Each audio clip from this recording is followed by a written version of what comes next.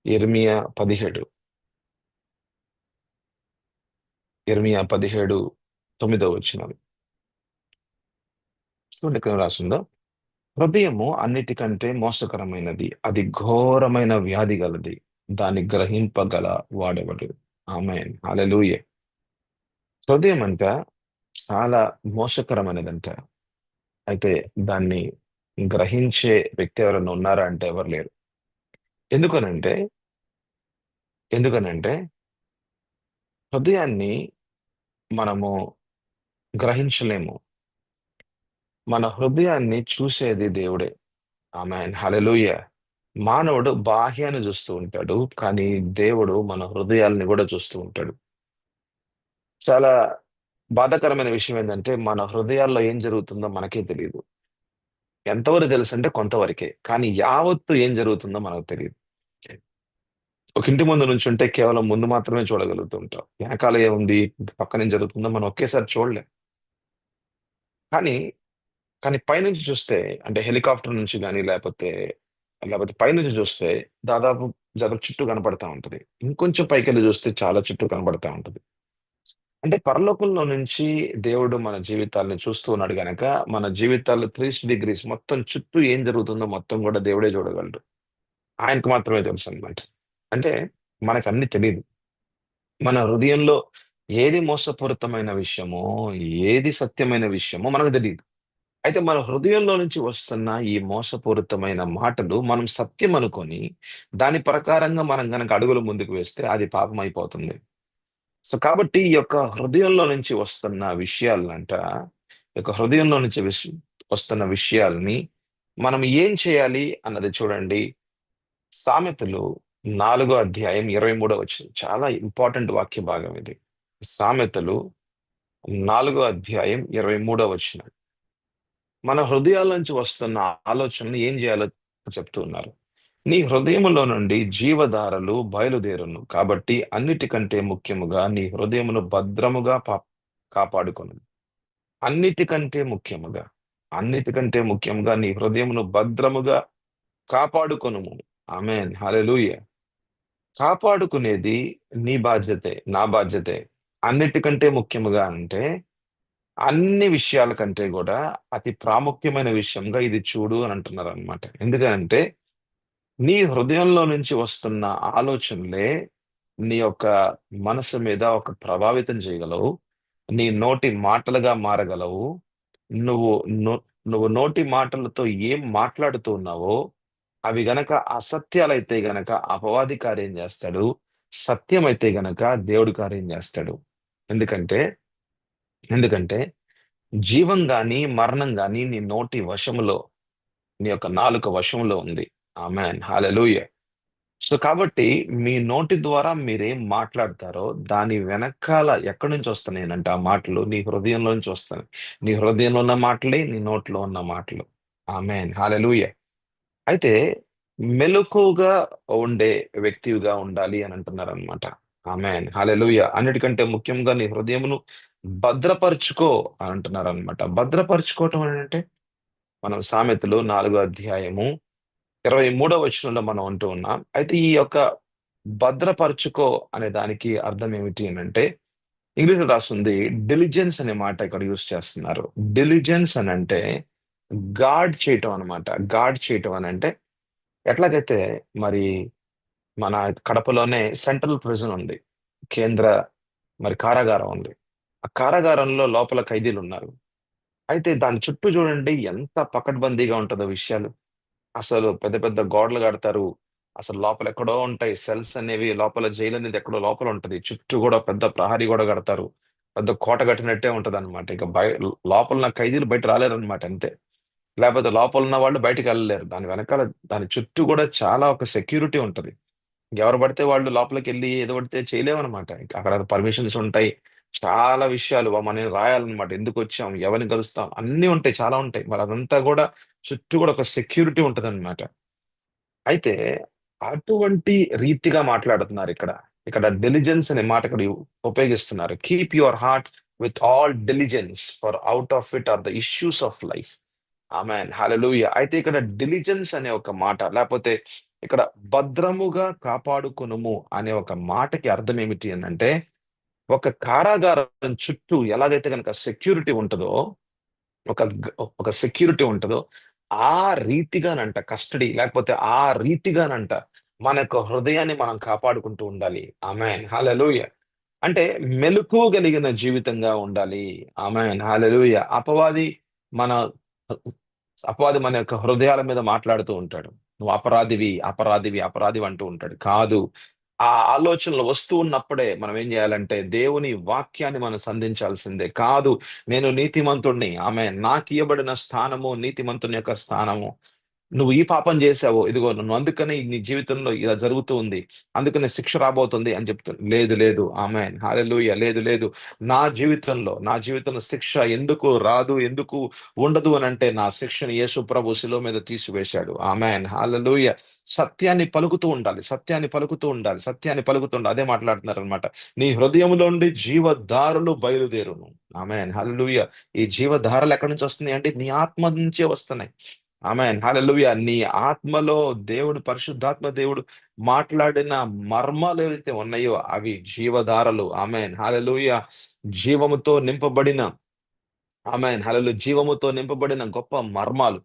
అందుకని మన ఆత్మలో, మన అంతరంగంలో, మన ఆత్మీయ పురుషునిలో మర్మాలతో నింపబడాలండి. సత్యముతో నింపబడాలి. ఒకవేళ గనక లిఖించబడిన వాక్యంలో నుంచి ఉన్న సత్యాలు గనక నీ ఆత్మలో నిర్మాణము చేయబడకపోతే, నీ హృదయంలో వస్తున్న మోసపూరితమైన ఆలోచనలు అవి సరైన ఆలోచనలే అనుకోని దాని ప్రకారంగా నువ్వు మాట్లాడొచ్చు. అపవాది ఎక్కువగా కార్యం చేస్తూ చివరికి నువ్వు మోసపోతూనే ఉంటావు.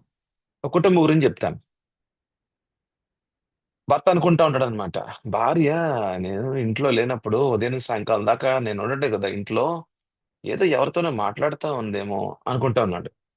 ఎవరితోనో మాట్లాడుతా ఉంది. ఏదో సంథింగ్ జరుగుతా ఉంది.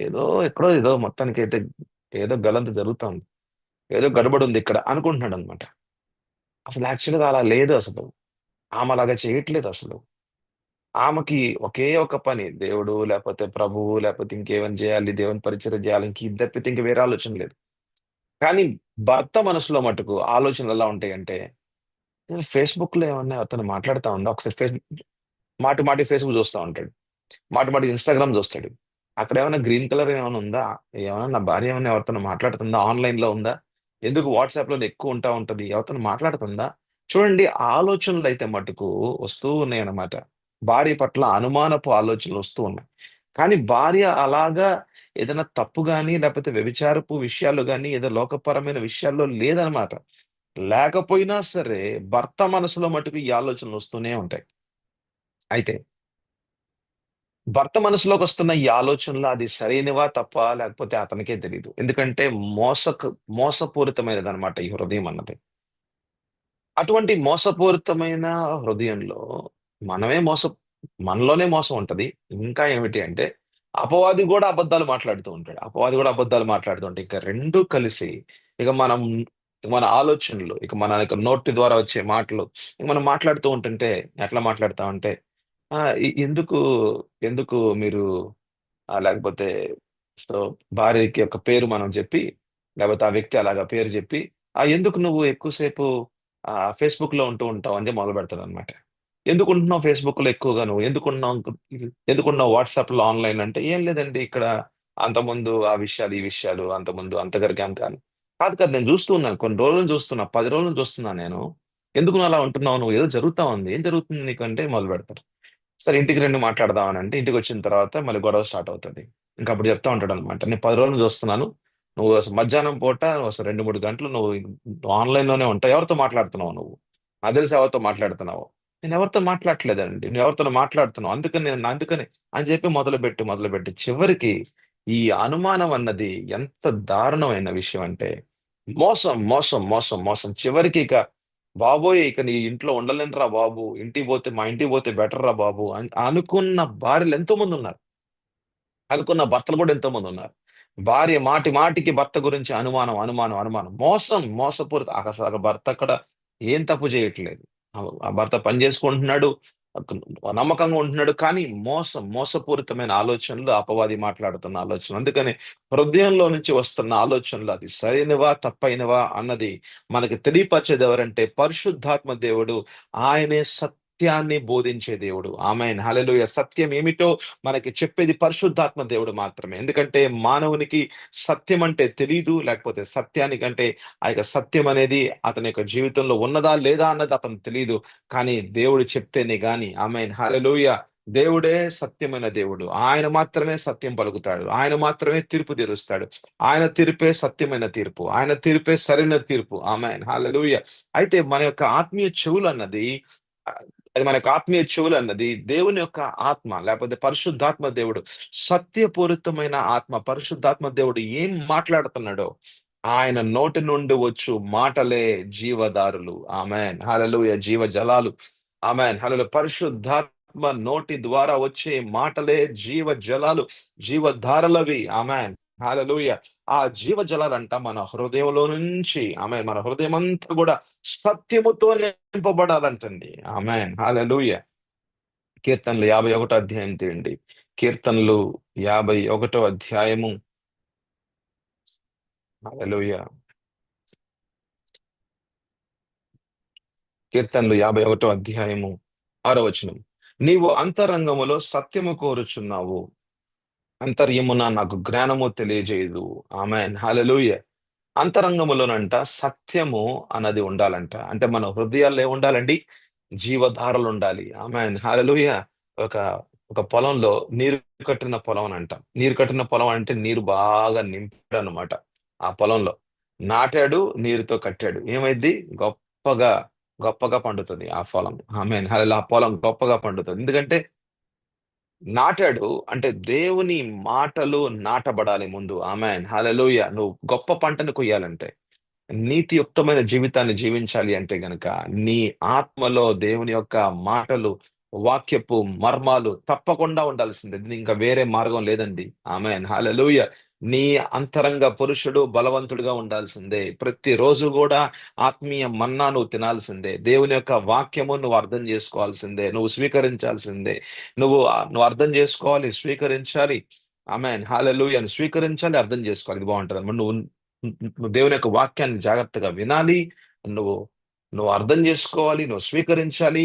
ఆమేన్, హల్లెలూయా. నీ అంతరంగ పురుషుడు అంటే నీ యొక్క నీ యొక్క ఆత్మీయ మనుషుడు, లేకపోతే నీ ఆత్మ అన్నది బలవంతునిగా ఉండాలి. ఆమేన్, హల్లెలూయా.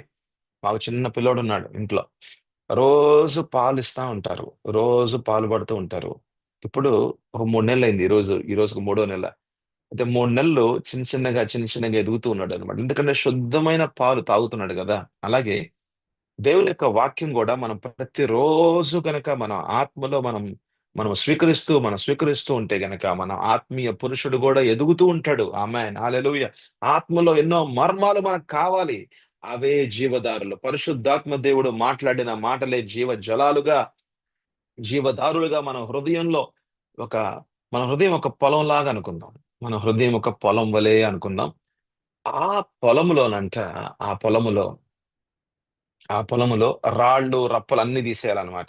ఏం జేయాలమ్మా?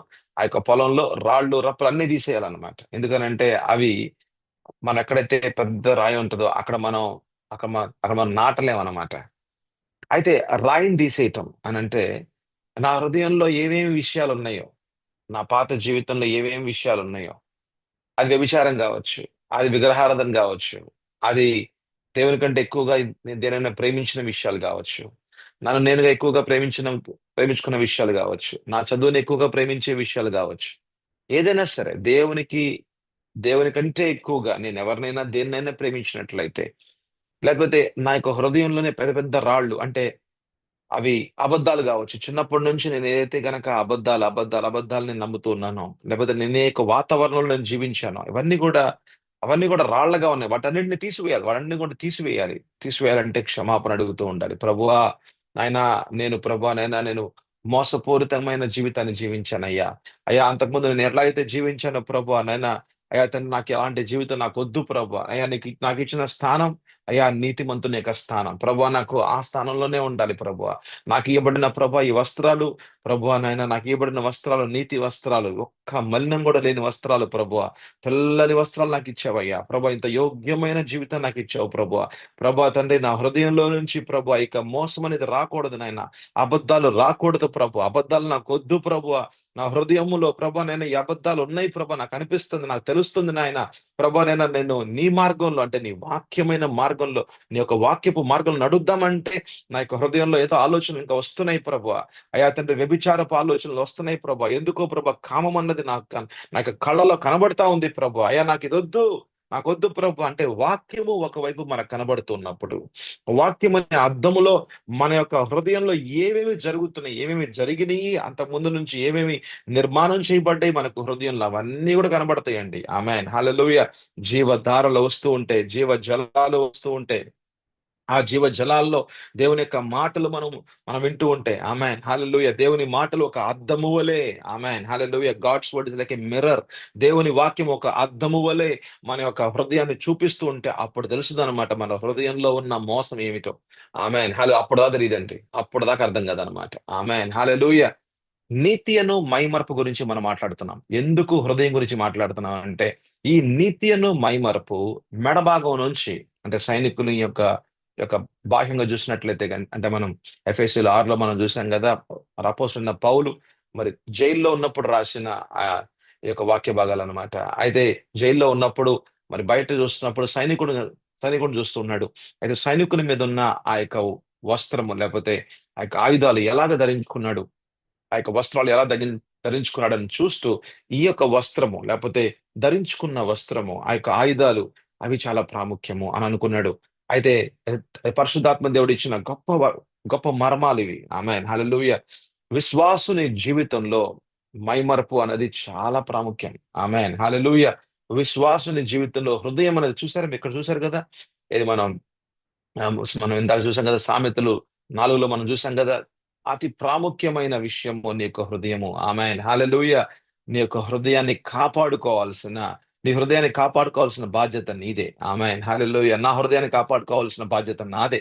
ఆమేన్ హల్లెలూయా. నీతి అను మైమరుపు మనమే తొడుక్కోవాలి. ఆమేన్. అంటే అంటే నీతిమంతునిగా హల్లెలూయా నా జీవితము క్రీస్తులో ఉన్నదన్నది ఎప్పుడు మర్చిపోకూడదు. ఆమేన్. 1, 2, నన్ను నీతియుక్తమైన మార్గంలో నడవడానికే, యేసే మార్గము, ఆ మార్గంలో నడవడానికి నన్ను దేవుడు ఏర్పాటు చేసుకున్నాడు. నన్ను దేవుడు వేరుపరుచుకున్నాడు. ఆయన కుటుంబీకునిగా చేసుకున్నాడు. ఆయన కుమారునిగా ఎంచుకున్నాడు. ఆమేన్ హల్లెలూయా. నాలో పరిశుద్ధాత్మ నా ఆత్మలో ఆయన ఉంచాడు. ఆమేన్ హల్లెలూయా. మరి జీవధారలు నా ఆత్మలో ఆయన ఆయన ఆయన ప్రవహింపజేస్తూ ఉన్నాడు. ఆమేన్ హల్లెలూయా. లోతైన మర్మాలతో దేవుడు నాతో మాట్లాడుతూ ఉన్నాడు. ఈ ఇవన్నీ దేనికి అంటే, నేను నా యొక్క హృదయంలో కేవలము జీవ జలాలు మాత్రమే ఉండాలి. ఆమేన్ హల్లెలూయా. సత్యమైన మాటలే ఉండాలి. సత్యముతో నింపబడాలి. నీరు కట్టిన తోటగా నా హృదయము మార్చబడాలి. ఆమేన్ హల్లెలూయా. ప్రభువా నీ వాక్యంతో ఇంకా నింపు, నీ వాక్యంతో ఇంకా నింపు ప్రభువా. నాకు ప్రతిరోజు నీ వాక్యంతో ప్రభువా నాతో మాట్లాడండి. ఎంతగా మనకి సత్యం తెలుస్తూ ఉంటుందో అంతగా మోసం ఏంటో మనకు తెలుస్తూ ఉంటది. ఎంతగా సత్యమైన మాట మనం వింటూ ఉంటామో అంతగా అబద్ధపు మాటలు ఏమిటో అర్థమవుతూ ఉంటది. ఎంతగా మన హృదయంలో దేవుని మాటలతో జీవధారలు, జీవ జలాలు నింపబడుతూ ఉంటాయో అంతగా ఆ రాళ్ళు ఏమిటో, ఆ పరిస్థితి ఏమిటో, పాత జీవితం ఏమిటో, ఎంత మోసకరమైన జీవితంలో మనం జీవించాం అన్నది ఇంకా స్పష్టంగా కనబడుతూ ఉంటది. ఎందుకంటే దేవుని వాక్యం అన్నది అద్దము వలె, ఆమేన్ హల్లెలూయా, మన అంతరంగ జీవితాన్ని చూపిస్తూ ఉంటది. ఆమేన్ హల్లెలూయా. హల్లెలూయా. దేవుని యొక్క వాంఛ, దేవుని యొక్క చిత్తం ఏమిటి అంటే, నీ హృదయంలోనంట, అంతరంగంలోనంట సత్యమే ఉండాలంట. ఆమేన్ హల్లెలూయా. ఎక్కడైతే ఏ హృదయంలో అయితే గనక సత్యం ఉంటదో, ఆ సత్యమైన మాటలే నోటి ద్వారా మనం మాట్లాడుతూ ఉంటాం. ఆమేన్ హల్లెలూయా. ఏ సత్యమైన మాటలు నువ్వు నోటి ద్వారా ఉంటావో, లేకపోతే ఏ మాటలైతే నీ నోటి ద్వారా మాట్లాడుతూ ఉంటావో, అవి దేవుని మాటలైతే, సత్యమైన మాటలైతే అక్కడ దేవుడే కార్యం చేస్తూ ఉంటాడు. ఆమేన్ హల్లెలూయా. అక్కడ దేవుని హస్తం ఉంటది, దేవుని శక్తి ఉంటది, దేవుని బలం ఉంటది, దేవుని అధికారం ఉంటది, దేవుని యొక్క సహాయం ఉంటది. దేవుని యొక్క హస్తము నీ కుడి చేయిని పట్టుకొని నీతి అను మార్గములో నడిపించే దేవుడుగా ఉంటాడు. ఆమేన్ హల్లెలూయా. అప్పుడే నువ్వు నీతిమంతునిగా నడిచేవానిగా ఉంటావు. ఆమేన్ చెప్పు. ఆమేన్ హల్లెలూయా. హల్లెలూయా. ఇంకొక వాక్య భాగము, చాలా ప్రాముఖ్యమైన వాక్య భాగంలో మనం వెళ్దాం. రోమీయులకు రాసిన పత్రిక, రోమీయులకు రాసిన పత్రిక 6వ అధ్యాయం 13వ వచనం చూద్దాం, లేకపోతే 12 చూద్దాం. చాలా ఇంపార్టెంట్ వాక్య భాగం ఇది. నీతియుక్తమైన జీవితాన్ని జీవించుట ఎలాగా అనేది ఈరోజు మనం చూస్తూ ఉన్నాం. నీతిమంతునిగా మనం క్రీస్తులో ఉన్నాం. అది మనకి ఇవ్వబడిన స్థానం, that is called positional righteousness. కానీ ఇప్పుడు మనం చూసేది ఏమిటి అంటే, ఈరోజు చూస్తుంది ఏమిటి అంటే, నీతిమంతునిగా ఈ లోకంలో జీవించుట ఎలాగా. ఆమేన్, హల్లెలూయా. నీతిమంతునిగా ఈ లోకంలో జీవించుట ఎలాగా. ఈ నీతి అను మైమరపు మనం తొడుక్కొని ఈ లోకంలో మనం జీవిస్తున్నాం. లోకంలో అవినీతి ఉంటది, లోకములో దుర్నీతి ఉంటది, లోకములో పాపం ఉంటది, లోకము యొక్క స్థితే, లేకపోతే లోకం యొక్క ఒక వ్యవస్థ, ఒక సిస్టమ్, వరల్డ్ సిస్టమ్ అనేది ఈ యొక్క లోకానుసారమైన వ్యవస్థలో పాపం ఉంటది. అసలు పాపం అనేది వేర్లు వేర్లు, పాపపు వేర్లు చాలా లోతుగా వెళ్ళిపోయినాయి. ఒక గవర్నమెంట్ ఆఫీస్ లో గానీ, లేకపోతే ఏ ఆఫీసెస్ లో గానీ చాలా వరకు చాలా వరకు ఎలాగ నీతిమంతులుగా మనం జీవించాలి. మనం ఎక్కడ పని చేస్తున్నామో, మనం ఏ హాస్పిటల్‌లో పనిచేస్తున్నాం, మనం ఏ స్కూల్‌లో పనిచేస్తున్నాం, ఎలాగా నీతిమంతులుగా మనం జీవించాలి. ఆమేన్, హల్లెలూయా. మనం ఎలా జీవించాలి ఈ లోకంలో, నీతిమంతునిగా జీవించడం ఎలాగా అన్నది మనం ఈ రోజున మనం మననం చేస్తూ ఉన్నాం. ఆమేన్, హల్లెలూయా. అయితే రోమీయులకు రాసిన పత్రిక మరి 6వ అధ్యాయము, రోమీయులు 6 మన 12 చూస్తా ఉన్నాం. 12వ వచనం నుంచి చూస్తూ ఉన్నాం. కాబట్టి శరీర దురాశలకు లోబడినట్లుగా చావునకు లోనైన మీ శరీరమందు పాపమును ఎలనీయకుడి. ఆమేన్, హల్లెలూయా. అంతకుముందు ఎలా జీవించాం? శరీర దురాశలకు జీవించాం. అంటే ఎక్కడైతే దురాశ ఉంటదో అక్కడ మోసం ఉంటదండి. జాగ్రత్త అర్థం చేసుకోండి. ఎక్కడైతే దురాశ ఉంటదో, ఆశ కాదంట దురాశ అంట. ఆశ కాదంట అత్యాశ అంట. ఎక్కడైతే నీ జీవితంలో, లేకపోతే నీకిచ్చిన సాలరీ ఏదైతే ఉంటదో, ఆ 50,000, ఆ 30,000, ఆ 20,000, ఆ 10,000లో సమాధానంగా, సంతృప్తిగా బ్రతుకు. ఆమేన్, హల్లెలూయా. దేవుడు అంతవరకు నీకిచ్చాడు. నువ్వు చాలా సమాధానంగా, సంతృప్తిగా బ్రతుకు. అలా గాకుండా, నాకు అతనికి కారుంది, నాకు గూడా కారు గావాలి అని అనుకుంటే అది దురాశది. వాళ్ళకి వాళ్ళకి పెద్ద ఇల్లుంది, నాకు ఇల్లు లేదు. నాకు గూడా ఇల్లు గావాలి. వాళ్ళు చూడు ఎలా బతుకుతున్నారు, బాగా బతుకుతున్నాడు. బాగా బతుకుతున్నాడు. నేను గూడా అలా బతకాలి. వాళ్ళకి నువ్వు గనక కంపారిజన్ చేసుకుంటే, వాళ్ళలా ఉన్నారు, నేనలా ఉండాలి అనుకుంటే గనక, నీకర్థం కాదు విషయం. అదేమిటి అంటే, దేవుని యొక్క సృష్టి ప్రతి ఒక్కరిని ప్రత్యేకంగా చేశాడు. నిన్నొక దేవుడు చాలా ప్రత్యేకంగా చేశాడు. ఆమేన్, హల్లెలూయా. ఒక ప్రత్యేక పరుచుకున్న వ్యక్తివి నువ్వు. దేవుని యొక్క హస్తం నీ మీద ఉంది. ఆయన ఆయన తప్పక దీవిస్తాడు. ఈరోజు ముప్పదంతులుగా దీవించిన దేవుడు రేపు అరదంతులుగా దీవిస్తాడు. రేపు అరదంతులుగా దీవించిన దేవుడు నిన్ను నూరంతులుగా దీవించగలడు. ఆయన నీ జీవితాన్ని మార్చే దేవుడు ఆయన. ఆమేన్, హల్లెలూయా. అయితే నిన్ను ఏ స్థితిలో పెట్టాడో ఆ స్థితిలో నువ్వు సంతోషంగా ఉండు, ఆనందంగా ఉండు. ఆమేన్, హల్లెలూయా. దురాశలకు వెళ్ళావా? అయితే నువ్వు శరీరానుసారంగా ముందుకు వెళ్తావు. నీ కళ్ళల్లో ఉన్న ఆశ, నీ శరీరంలో ఉన్న ఆశ, దాని ప్రకారంగా నువ్వు ముందుకెళ్ళేవాడుగా ఉంటావా? నీ యొక్క శరీర ఆశలకు అనుగుణంగా, నీ యొక్క మనసుకు అనుగుణంగా ముందుకు వెళ్తావా? అయితే గనక అక్కడ పాపం అనేది ఏలుబడి చేస్తా ఉంటదంట. పాపము ఏలుబడి చేస్తుందంటే పాపానికి శక్తి ఉందన్నమాట. అర్థం చేసుకోవాలి ఈ మాటలని. There is a power in sin. So పాపానికి శక్తి ఉంది కాబట్టే పాపము ఏలుబడి చేస్తా ఉంటది. ఒకవేళ గనుక పాపము ఏలుబడి చేస్తుందనంటే, ఆ శక్తికి నువ్వు దాసుడుగా ఉన్నావు గనక, అంటే ఇంకా పాపపు స్వభావానికి దాసుడుగా ఉన్నావు గనక, నీ శరీర అవయవాలని ఇక నువ్వు దుర్నీతికే ఇస్తూ ఉంటావు. ఆమేన్, హల్లెలూయా. చూడండి 13వ వచనం ఏం రాసిందో. మరియు మీ అవయములను దుర్నీతి సాధనములుగా పాపమునకు అప్పగింపబడి. ఇది మనం యేసు ప్రభుని నమ్ముకోక మునుపు చేసిన జీవితం ఇదే. మనం చేసిన పనులు, మనం జీవించిన జీవితం ఇలాగే ఉంది. ఏమిటి అంటే, మన శరీర అవయవాలని మన కళ్ళతో మనం చూసిన అశ్లీల చిత్రాలు, మన చెవులతో మనము మన చెవులతో మనం వినిన అనేకమైన అనేకమైన అబద్ధపు మాటలు. ఎవరు లేరు మన దగ్గర, వాళ్ళ గురించి చెప్పుకుంటా ఉంటాం. That's called slandering. వాళ్ళ గురించి ఎక్కువగా మాట్లాడుకుంటా ఉంటాం. వాడలాంటి వాడు, వీడిలాంటి వాడు, ఈమె లాంటిది, ఆమె అలాంటిది. వాళ్ళు లేరక్కడ. వాళ్ళు లేనప్పుడే ఎక్కువగా మాట్లాడుకుంటా ఉంటాం. నెగటివిటీ అన్నది వాళ్ళ గురించి ఇంకా తప్పులు మాట్లాడటమే, వాళ్ళ గురించి వ్యతిరేకంగా మాట్లాడటమే. వాళ్ళు లేరు అక్కడ, కానీ వాళ్ళ గురించి వ్యతిరేకంగా మాట్లాడటం, అభాండాలు వేయటం, వాళ్ళ యొక్క పేరుని వా- అసలు వాళ్ళ పేరుని బద్నాం చేయటం, ఇవన్నీ కూడా ఇవన్నీ కూడా ఏంటంటే మనం చేసిన మనం చేసిన తప్పిదములే. మన నోరు అన్నది ఆగదు అసలు, మన కళ్ళు అనేవి ఆగవు అసలు, మన చెవులు అనేవి ఆగవు అసలు. ఎప్పుడు చూసినా సరే చూడాల్సిందే, పాపం చేయాల్సిందే. అసలు ఒక అమ్మాయి ఎదురుగా వస్తుందంటే మటు 2 3 సార్లు చూడాల్సిందంతే. అసలు బండి మీద వెళ్తున్న వాడిని మళ్ళీ ఆ అమ్మాయిని చూడాలి, మళ్ళీ మళ్ళీ మిర్రర్ లో నుంచి మళ్ళీ చూడాలి, ఆ అమ్మాయి వెళ్ళిపోయిన తర్వాత మళ్ళీ ఒక చోట ఆగాలి, మళ్ళీ వెనకాలకి మళ్ళీ చూడాలి, 3 సార్లు చూడాల్సిందే ఆ అమ్మాయిని. ఎందుకు అంటే అది మన జీవితం అంతే. అంత కామము, అంత నేత్రాశ, ఇంత నేత్రాశ. ఒక అమ్మాయి వెళ్ళిపోయిందా మళ్ళీ ఒక అమ్మాయి. షాపింగ్ మాల్కి వెళ్ళామంటే షాపింగ్ చేయరా బాబు అంటే షాపింగ్ చేయడు, కానీ ఆ చుట్టూ జరుగుతున్న అమ్మాయిలను చూస్తా ఉంటాడు. ఎవరంటే భర్తే, ఎవరంటే భార్యే. అటు ఇటు ఎందుకమ్మా చూసేది, ఈ చూడమ్మా అని అంటే అట్లా కాదు. వాళ్ళు ఎలా ఉన్నారు, వీళ్ళు ఎలా ఉన్నారు, ఆ అమ్మాయి చూడు ఎలా ఉందో, ఈ అమ్మాయి చూడు ఎలా ఉందో. ఇంక ఇదే పని షాపింగ్ మాల్లో. ఎందుకనంటే మన కళ్ళు దానికి అలాగా వాడబడి ఉన్నాయి అంతే. అయితే కళ్ళు దానికి అయితే మన అయితే మన కళ్ళు అనేవి మనం లోకానికి అప్పజెప్పేసాం, మన పాపానికి అప్పజెప్పేసాం, పాపపు ఆ యొక్క శక్తికి అప్పజెప్పేసాం. అందుకనే పాపపు శక్తి మనల్ని పాపంలోకి అవలీలగా చాలా సులువుగా తీసుకెళ్తా ఉంటుంది. అయితే అది మన పాత జీవితం, అది మన పాత జీవితం, అది దుర్నీతితో ఉన్న జీవితం అది.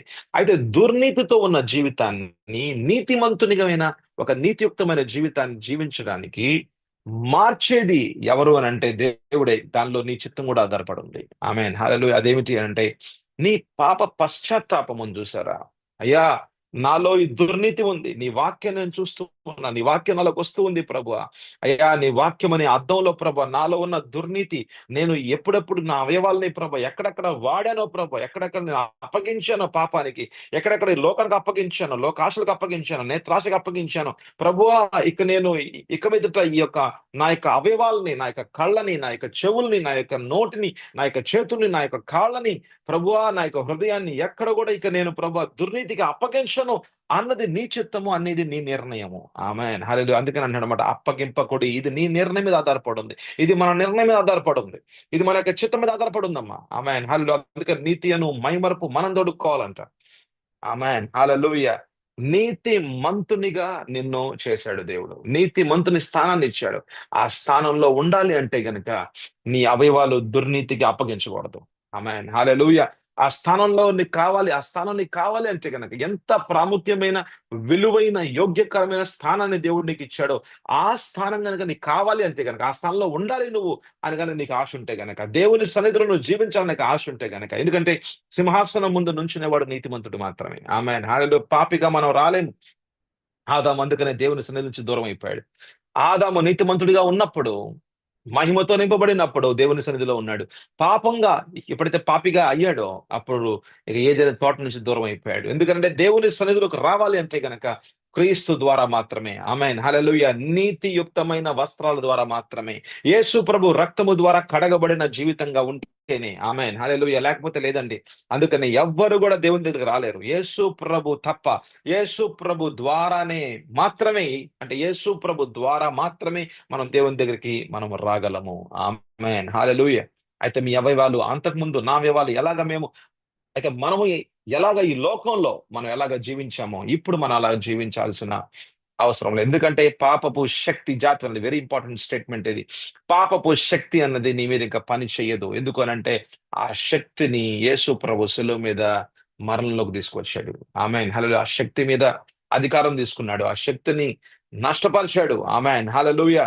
పాపపు శక్తి ఇక మన మీద రాజ్యం ఏలలేదు, పాపపు స్వభావం మన మీద రాజ్యము ఏలలేదు. ఆమేన్ అపవాది శక్తులు మన మీద రాజ్యము ఏలలేవు. ఆమేన్ ఎందుకంటే యావత్తుని ఆమేన్ హల్లెలూయా నిరాదాయులుగా చేశాడంట.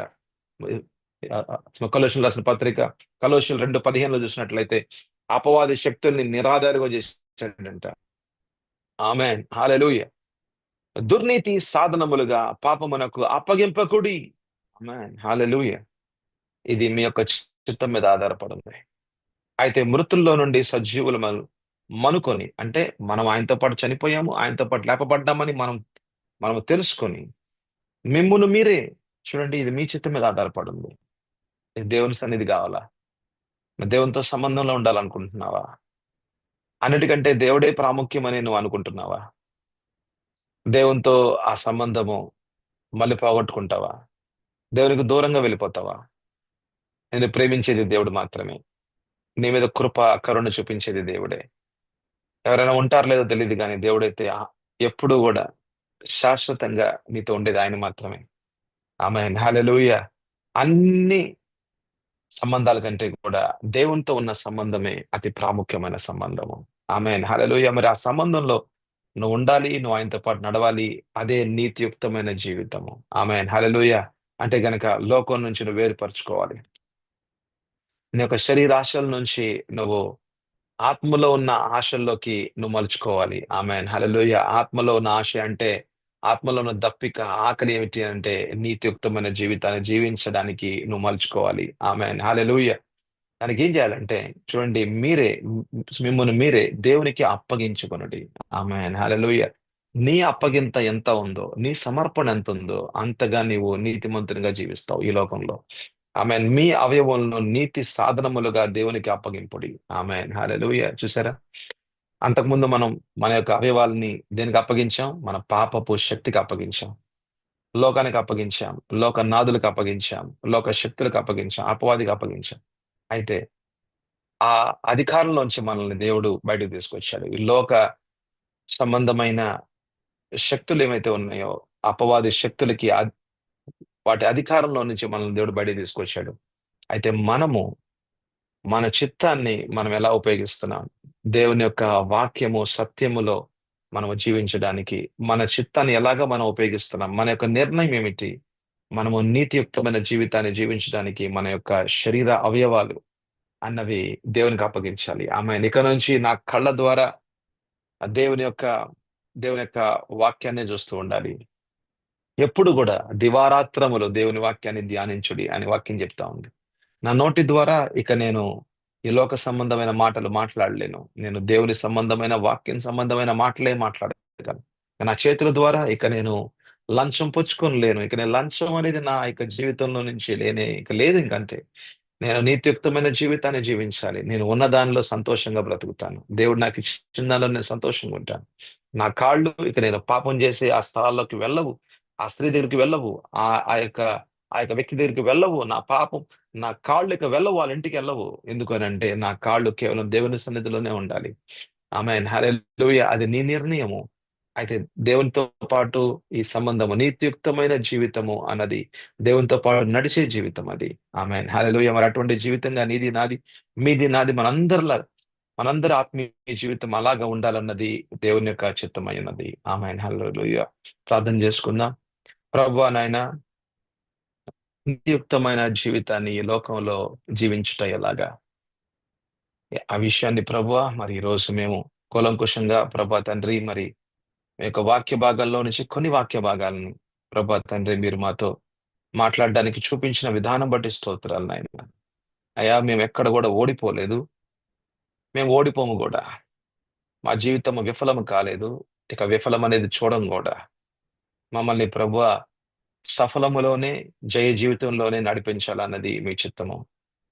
మేము పాపులకి దాసులం కాదు. మేము క్రీస్తు దాసులం. ఆమేన్. పాపపు శక్తి ఇక మా మీద పనిచేయదు. ఎందుకంటే పాపము ఆ శక్తిని ప్రభువా మీరు శిలువ మీద అయ్యా మీరు నష్టపరిచారు. ఆమేన్. హల్లెలూయా! ఇక మా మీద పనిచేసేది పరిశుద్ధాత్మ శక్తి మాత్రమే. మా హృదయంలో ఉండేది జీవధారలు, జీవజలాలు మీ వాక్యాలు మాత్రమే. మా హృదయంలో ఉన్న ప్రతి మోసాన్ని చూపించేది మీ సత్యమే ప్రభువా. జీవజలాలు ప్రవహిస్తబడు జీవజలాలు ప్రవహించబడుతూ ఉంటే హృదయంలో హల్లెలూయా! మోసకరమైన విషయాలు ఏవైతే ఉన్నాయో అన్నీ కూడా కనబడతా ఉంటాయి. ప్రభువా ఎక్కడైతే జీవం ఉందో అక్కడ మరణం ఉండలేదు. ఎక్కడైతే వెలుగుందో అక్కడ అంధకారము ఉండలేదు ప్రభువా. అంధకారంలో జీవిస్తున్న నా పాపపు అయ్యా నాయనా మలినపు జీవితం ఏదైతే ఉందో యావత్తుని ప్రభా శుద్ధీకరించి నీ జీవ జలాల్ని నేను స్వీకరిస్తూ ఉన్నాను. దేవా నా హృదయం ఎంత మోసకరమైందో ప్రభా నాకే తెలీదు ప్రభా. కానీ మీకైతే ప్రభా సమస్తము తెలుసు రాజా. ప్రభా ఎన్నో కుటుంబాలు చిన్నభిన్నం అయిపోతున్నాయి. ప్రభా విడాకుల దగ్గరకొస్తున్నాయి ప్రభా. విడాకులు తీసుకునే పరిస్థితి ప్రభువా. అనుమానపు ఆలోచనలు, మోసపూరితమైన ఆలోచనలు, ఎదుటి వాని మీద అయ్యా నిన్న లేనిపోని అబాండాలు వేసే ప్రభా, తన నిందలు వేసే ఆలోచనలు ప్రభువా. నోటి ద్వారా మాట్లాడితే అవి గాయాలవుతూ ప్రభా, ఇరువురు ప్రభా తండ్రి భార్యాభర్తలు ప్రభా తండ్రి జీవించే జీవితం చాలా దారుణమైన, చాలా బాధాకరమైన జీవితంగా జీవిస్తున్నారు ప్రభు. నేను ఎడబాటుగా ఉంటున్నారు ప్రభా. భర్త ఒక చోట, భార్య ఒక చోట. పరిస్థితులు చాలా దారుణంగా ఉంటూ ఉన్నాయి. అయ్యా పిల్లల జీవితాల్లో ప్రభా ఒక డిసిప్లిన్ లేకుండా, అయ్యా నేను తండ్రి ప్రేమను అనుభవించకుండా ప్రభా దూరంగా ఉంటున్నారు ప్రభా. తల్లిదండ్రులు దూరంగా ఉంటే పిల్లల జీవితాలు కూడా మీకు దూరం అవుతున్నాయి ప్రభు. అయ్యా తండ్రి కుటుంబాలు చిన్నభిన్నం అయిపోతున్నాయి నాయన. వాళ్ళ హృదయాల నుంచి వస్తున్న ఆలోచనలు మోసకరమైన ఆలోచనలు అర్థం చేసుకోవట్లేదు ప్రభు. అయ్యా నేను ఒక చోట జీవించటం అన్నది, ఒక చోట నివసించటం, అయ్యా ఒక చోట ప్రభు నేను ఉండటం అనేది మీ చిత్తం ప్రభు. భార్యాభర్తలు ఇద్దరు కూడా ఐక్యత కలిగి, సమాధానం కలిగి జీవించాలంటే అది సత్యంలోనే సాధ్యం ప్రభు. అది మీ ద్వారా సాధ్యం మాత్రమే. సత్యమే ప్రభు మాకు విడుదలనిచ్చేది. అబద్ధాలు ప్రభు నేను బందీ గృహంలోకి తీసుకెళ్తూ ఉంటాయి. తండ్రి మా యొక్క ఆత్మీయ జీవితాల్లో మార్పును తీసుకొని రండి. మా అంతరంగ జీవితాల్లో మార్పును తీసుకొని రండి. నీరు కట్టని నీరు కట్టని నీరు కట్టబడిన తోటగా మార్చండి ప్రభు. ఆమేన్. హల్లెలూయా. హల్లెలూయా. మీకే వందనాలు, స్తోత్రాలు తండ్రి. హల్లెలూయా. ప్రభువా నాయనా, అయ్యా తండ్రి, ప్రభువా తండ్రి మీరు మాతో మాట్లాడిన నీ మాటలన్నిటిని బట్టి మీకు స్తోత్రాలు ప్రభువా. హల్లెలూయా. ప్రభువా నీకు వందనాలు, స్తోత్రాలు తండ్రి. యేసు పరిశుద్ధ నామంలో అడుగుచున్నాము తండ్రి. ఆమేన్. ఆమేన్. హల్లెలూయా. ఈరోజు మనకిస్తున్న వాక్య భాగము, ఈరోజు దేవుని యొక్క వాగ్దానము. ఆమేన్. హల్లెలూయా. యెషయా రాసిన ప్రవచన గ్రంథము 44 అధ్యాయము. యెషయా రాసిన ప్రవచన గ్రంథము 44 అధ్యాయం తీయండి. 3వ వచనాన్ని చూద్దాం. యెషయా రాసిన ప్రవచన గ్రంథము 44 అధ్యాయము 3వ వచనము. నేను దప్పిగల వాని మీద నీళ్లను, ఎండిన భూమి మీద ప్రవాహ జలములను కుమ్మరించెదను. నీ సంతతి మీద నా ఆత్మను కుమ్మరించెదను. నీకు పుట్టిన వారిని నేను ఆశీర్వదించెదను. ఆమేన్. హల్లెలూయా. అయితే యెషయా 40వ అధ్యాయంలో నుంచి మనము దాదాపు 66 అధ్యాయం వరకు 66 అధ్యాయం వరకు మనం చూసినట్లయితే దేవుని యొక్క శక్తి ఎక్కడ పని చేయగలదు, ఎండిపోయిన జీవితాన్ని ఎలాగా మార్చగలదు, అది కేవలము క్రీస్తు ద్వారా మాత్రమే సాధ్యము. ఆమేన్. హల్లెలూయా. ఇవన్నీ కూడా ప్రవచనాలే. యెషయా 40 నుంచి 66 అధ్యాయం వరకు ఈ యావత్తు 26 అధ్యాయాలు యావత్తు కూడా యేసు ప్రభు యొక్క జీవితము, ఆయన యొక్క పరిచర్య, ఆయన నమ్ముకొనుట ద్వారా ఎలాంటి జీవితంగా మారుతూ ఉంటది. అది ఇజ్రాయేల్ జీవితాల్ని, లేకపోతే ఇజ్రాయేల్ ప్రజల జీవితాల్ని దేవుడు ఎలాగైతే మారుస్తాడో, ఎలాగైతే మార్చాలని ఆయన ప్రవచించాడో, ఆయన ఎలాగైతే గనక మారుస్తున్నాడో, అది ఒక సాదృశ్యంగా, అది ఒక ఉదాహరణగా యావత్తు రాజ్యాలకి దేవుడు ఒక సందేశాన్ని పంపిస్తూ ఉన్నాడు. నేను ఇజ్రాయెల్ ప్రజల్ని ఎలాగైతే దీవించానో, నేను నా కుమారుడిని మరి ఇజ్రాయెల్ ప్రజల కొరకు, యూదుల కొరకు ఎలాగైతే పంపించానో, వారి మీద నేను ఎలాగైతే కుమ్మరించానో, నా వాగ్దానాలను కుమ్మరించానో, వాగ్దానాల్ని వారి మీద నేను ఎలాగైతే నెరవేర్పులోకి తీసుకొచ్చానో, అబ్రహాము జీవితాన్ని నేను ఎలాగైతే మార్చానో, అబ్రహాముగా ఉన్న జీవితాన్ని అబ్రహాముగా ఎలాగైతే చేశానో, చూడండి ఎంత గొప్ప దేవుడు. ఆయన చేసిన కార్యాలని ఆయన మన మన కళ్ళ ఎదుట ఆయన చేసిన కార్యాల్ని మన సాక్ష్యకరంగా చూపించాడో, అలాగా అంటే ఇజ్రాయెల్ ప్రజలను ఎలాగైతే మార్చాడో అంత సాక్ష్యమే. అబ్రహాం యొక్క సంతానాన్ని దీవిస్తానన్నాడు, దీవించాడు. ఆమేన్. హల్లెలూయా. మరి అబ్రహాము కుమారుడిని యేసు ప్రభుని ఈ లోకానికి పంపించాడు, అది ప్రవచనం, అది నెరవేర్పులోకి వచ్చింది. అయితే యేసు ప్రభుని నమ్ముకున్న వాళ్ళ జీవితాలు ఎన్నో మారుతూ ఉన్నాయి, మారాయి, మారుతూనే ఉన్నాయి. ఆమేన్. హల్లెలూయా. ఎలా మారుస్తున్నాడనంటే యేసు ప్రభుని నమ్ముకొనుట ద్వారా మన జీవితాల్లో దేవుడు కార్యం చేస్తూ ఉన్నాడు. అయితే ఇక్కడ దప్పిగలవాడు అనంటే లోపల దప్పిక ఉందన్నమాట. లోపల దప్పిక ఏమిటి అంటే నీతియుక్తమైన జీవించాలి, నీతియుక్తమైన మార్గంలో నేను నడవాలి అనేది ఒక దప్పిక. ఆమేన్. హల్లెలూయా. అంటే నేను నీతిమంతునిగా జీవించాలనేది దప్పిక. నేను దేవునికి అనుగుణంగా జీవించాలనేది దప్పిక. దేవుని వాక్యానుసారంగా జీవించాలనేది ఒక దప్పిక. ఆమేన్. హల్లెలూయా.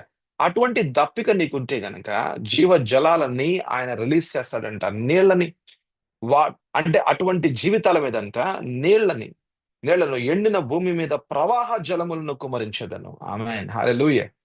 దప్పిక మనలో ఉండాలి. జీవ జలాల్ని కుమ్మరించేది దేవుడే. ఆమేన్. హల్లెలూయా. ఎందుకంటే కొంతమందికి అనేకమైన మర్మాలు వాళ్ళకి వెలువడతా ఉంటాయి. ఎందుకంటే దప్పిక ఎక్కువైపోయింది. ప్రభువా నీకులాగా జీవించాలి. నీ వలే జీవించాలి. నీతో పాటు నడవాలి. నీ మార్గంలోనే నేనుండాలి. నాకీ పాపం వద్దు. నాకీ యొక్క పాత రోత జీవితం వద్దు అనే దాని మీద ఎవరికైతే ఎక్కువగా వాళ్ళలో దప్పికుంటుందో, ఆమేన్ హల్లెలూయా, ఆకలి దప్పులు, నీతిమంతునిగా జీవించాలన్న ఆకలి దప్పులు ఉంటాయో వాళ్ళ మీదంట ఆయన కుమ్మరిస్తాడంట. ఆమేన్ హల్లెలూయా, కుమ్మరిస్తాడంట. ఆయన ఆయన ఏదో ఒక ఏదో ఒక గ్లాస్ నీళ్ళు ఇచ్చేది కాదంట. నయగరా ఫాల్స్ లాగా మనకు తెలుసు కదా! ఒక వాటర్ ఫాల్స్ ఎలాగైతే గనక వస్తూ ఉంటాయి కదా! అసలు మనలో గనక దప్పిక ఎక్కువుంటే గనక, దప్పిక ఎంతుందో అంతగా ఆయన మనల్ని ఆయన యొక్క జీవజలాలతో కుమ్మరిస్తాడంట. ఆమేన్. హల్లెలూయా! అలాగా కుమ్మరించి కేవలం మనం మాత్రం గాదంట. మనల్ని నీరు కట్టిన తోటగా మనల్ని మాత్రం ఉంచడంట. మన సంతతిని, మన యొక్క పిల్లల్ని, మన యొక్క వంశాన్ని గూడా ఆమేన్. హల్లెలూయా! ఆయన ఆత్మతో ఆయన నింపే దేవుడుగా ఉన్నాడంట. కుమ్మరించే దేవుడుగా ఉన్నాడంట. ఆమేన్. హల్లెలూయా! కుమ్మరింపు అనంటే దేవుడు అంతగా మనల్ని ఆయన ఆత్మతో నింపాలనుకుంటున్నాడు. ఆమేన్. హల్లెలూయా! మరి ఈ వాగ్దానం నెరవేర్చబడాలి అనంటే నీలో ఏం గావాలి? నాలో ఏం గావాలి? దప్పిక. ఆమేన్. హల్లెలూయా! నీతిమంతునిగా జీవించాలన్న ఒక దప్పిక నీలో ఉంటే గనక ఆత్మ కుమ్మరింపు అనేది నిశ్చయంగా జరుగుతది. జీవధారలనేవి నీ ఆత్మలో ఆయన ప్రవహింపజేస్తాడు. నీ హృదయము ఒక నీరు కట్టిన తోటగా దేవుని వాక్యముతో నింపబడిన ఆత్మ దేవుని యొక్క జీవ జలాలతో నింపబడిన నీరు కట్టిన తోటగా ఉంటదంట. ఆమేన్. హల్లెలూయా! ఈ వాగ్దానము నీ జీవితంలో, నీ కుటుంబ జీవితంలో నెరవేర్పులోకి వచ్చును గాక. ఆమేన్. హల్లెలూయా! ప్రార్థన చేసుకుందాం. ప్రభువా నాయన, ఈరోజు మాకిచ్చిన ప్రభా ఈ యొక్క వాగ్దానాన్ని బట్టి స్తోత్రాలు. తండ్రి, మా యొక్క ఆకలి దప్పుల్ని ప్రభా తీర్చేది నీవు మాత్రమే. హల్లెలూయా! ఈ లోకంలో ప్రభువా నాయనా, అయా మేము జీవించాలంటే మాకు జీవధారలు ప్రభువా నాయనా, జీవ జలాలు మాకు అవసరం ప్రభువా. మా హృదయములో నాయనా జీవ జలాలతో నింపబడాలి. మా ఆత్మలో ప్రభా నీ కుమ్మరింపు అవసరమే ప్రభువా. ఆమేన్. హల్లెలూయా! ఎండిపోయిన జీవితాలుగా ఉంటూ ఉన్నాం నాయనా. ఎప్పుడు కాలిపోదో తెలీదు ప్రభువా. ఎండిపోయిన చెట్టు ప్రభా గాలి వస్తే చాలు ప్రభా కాలిపోవచ్చు నాయనా. అయ్యా నా జీవితం ఎప్పుడు కాలిపోద్దో నాకు తెలీదు. ఎప్పుడు ఎలాగ ప్రభా కుటుంబ జీవితం ప్రభా అంతరించిపోద్దో తెలీదు నాయనా. కానీ ప్రభా నీ ఆత్మ కుమ్మరింపు నా మీద, నా కుటుంబం మీద ఉండాల్సిందే. ఆమేన్. హల్లెలూయా! పిల్లలు ప్రభా నైనా ఆత్మానుసారంగా లేకపోతే శరీరానుసారంగా జీవిస్తారు. వాళ్ళ జీవితాలు నష్టమైపోతాయినయ్యా. అయ్యా వాళ్ళ జీవితాలు నష్టం కాకూడదు ప్రభువా. ఆమేన్. ఆత్మ కుమ్మరింపు అవసరం. అయ్యా మాకు ఆత్మ కుమ్మరింపు మాకు అవసరము. మాకు దప్పికగా ఉంది. మాకు అవసరంగా ఉంది నాయన. మాకు యేసు ప్రభు అవసరమే. ఆమేన్. ప్రతిరోజు, ప్రతి నిత్యము, ప్రతి క్షణం అవసరమే ప్రభువా. ఆమేన్. హల్లెలూయా! ఈరోజంతయు ప్రభా తండ్రి మీ సన్నిధిలో మమ్మల్ని నడిపించమని, ఏ అపవాది యొక్క కార్యాలు మా మీద జరగకుండా మీరే కాచి కాపాడమని ప్రభువా, మీరే మమ్మల్ని సంరక్షించమని అడుగుచున్నాయన. యేసు పరిశుద్ధ నామములో అడుగుచున్నాము తండ్రి. ఆమేన్. ఆమేన్. ప్రభువైన యేసుక్రీస్తు కృపయు, దేవుని ప్రేమయు, పరిశుద్ధాత్మ అన్యోన్య సహవాసమును మిగులు మనందరికి తోడైండును గాక. ఆమేన్. హల్లెలూయా! మరెవరైనా సరే మరి బర్త్‌డే మీరు సెలబ్రేట్ చేసుకుంటున్నారా ఈరోజు? Happy birthday to you. God bless you. Happy wedding anniversary ఎవరైనా సరే మరి ఈరోజు మరి వివాహ దినోత్సవంగా ఉంటుందా మాకు తెలియపరచండి. మేము గూడా మీకోసం ప్రార్థన చేస్తాం తప్పకుండా. Amen. Hallelujah! Hallelujah! God bless you. మళ్ళీ మనం రేపొద్దున మళ్ళీ కలుద్దాం. ఇంకొక విషయంలోకి వెళ్దాం. అయితే నీతి యొగు, మైమరుపు గురించి మనం క్లాసెస్‌ని ఒక 3 వర్తమానాలను, ఉపదేశాలు మనం విన్నాం. మనం ఇంకా రేపు ఇంకొక విషయంలోకి మనం వెళ్దాం. మన సర్వాంగ కవచంలో ఉన్న ఆయుధాల గురించి మనం చూస్తున్నాం. ప్రతి విశ్వాసికి అవసరమే. మీకు అవసరం, నాకు అవసరమే. God bless you. God be with you. Amen.